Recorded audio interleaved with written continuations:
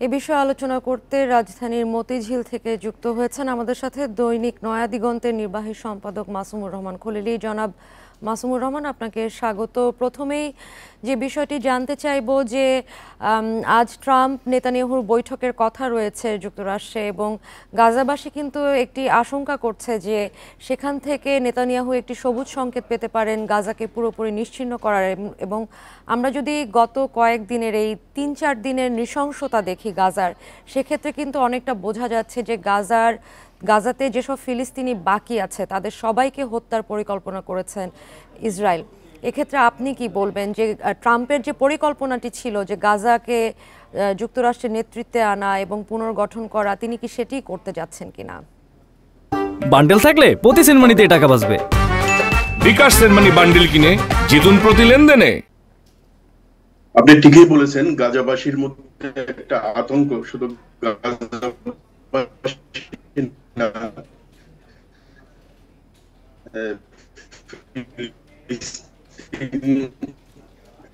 এবং আরবের মধ্যেও একটা আতঙ্ক আছে। এবার নেতানিয়াহু যে ব্যাপারে সবুজ সংকেত পান কিনা, এর আগে তাদের একটা প্রচেষ্টা ব্যর্থ হয়েছিল, সেটা হচ্ছে আরব প্রতিবেশী দেশগুলোর কাছ থেকে তারা সম্মতি আদায় করতে পারে নাই ফিলিস্তিনি যারা গাজা এবং পশ্চিম তীরে আছে তাদেরকে ওইসব রাষ্ট্রে, বিশেষ করে মিশর এবং জর্দানে পাঠিয়ে দেওয়ার ব্যাপারে। এরপরে পরবর্তী পর্যায়ে যেটা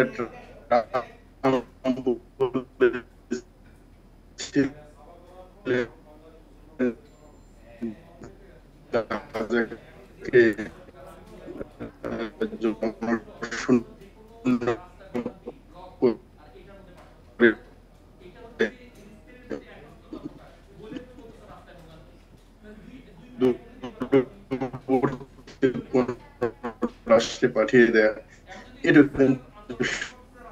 সম্ভব হয়নি। ফলে এখন নেতানিয়াহু চেষ্টা করবে ট্রাম্পের কাছ থেকে একটু সবুজ সংকেত নিতে। সহজ বিষয় হবে না। নেতানিয়াহু চাইবে করতে, কিন্তু সংকটের মধ্যে পড়ে যেতে পারে।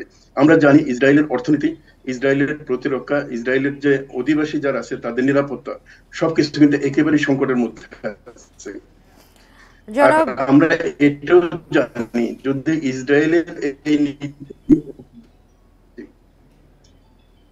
ইসরায়েলের এই নীতি অব্যাহত থাকে তাহলে ইসরায়েলের অস্তিত্ব কিন্তু সংকটের মধ্যে পড়তে পারে। এমনকি মধ্যপ্রাচ্যে আমেরিকান যে নীতিটা আছে সে নীতিও সংকটের মধ্যে পড়তে পারে।